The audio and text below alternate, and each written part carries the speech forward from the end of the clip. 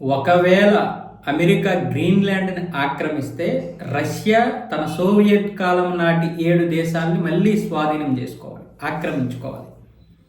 అలాగే రష్యా తన యొక్క ఈ అంతర్జాతీయ చట్టాలన్నింటినీ కూడా పక్కన పడేసి రాజకీయంగా ఆర్థికంగా ఎదగడానికి అన్ని ప్రాంతాల్లో కూడా పట్టును సాధించాలి. ముఖ్యంగా పాశ్చాత్య దేశాలలో పట్టు సాధించడానికి ఈ పనికిరాని అంతర్జాతీయ చట్టాలను పక్కన పడేయాలని ఇప్పుడు పుతిన్ గురువుగా భావించేటటువంటి అలెగ్జాండర్ దుదిన్ అయితే సంచలనమైనటువంటి వ్యాఖ్యలు చేశాడు.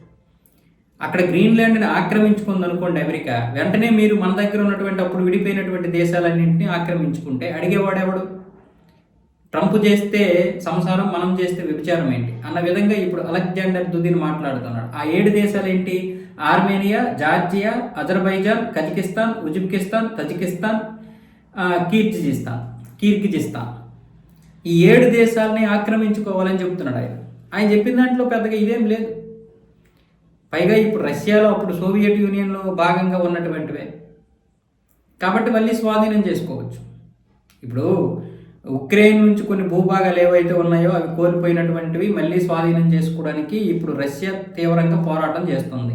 దీని మీదే ఇంత వ్యతిరేకం. మరి ట్రంప్ మాత్రం అక్కడ నికోలస్ మదురోను అరెస్ట్ చేయొచ్చు, వెనిజులా మీద పట్టు సాధించవచ్చు, ఆ బావులను తీసుకోవచ్చు, గ్రీన్లాండ్ మీద అధీనం కోసం అలాగే గ్రీన్లాండ్ మీద పట్టు కోసం పూర్తిగా విలీనం చేయడానికి ప్రణాళికలు రచించవచ్చు, కెనడాని 51వ రాష్ట్రంగా చేర్చుకోవడానికి ప్లాన్లు చేయొచ్చు.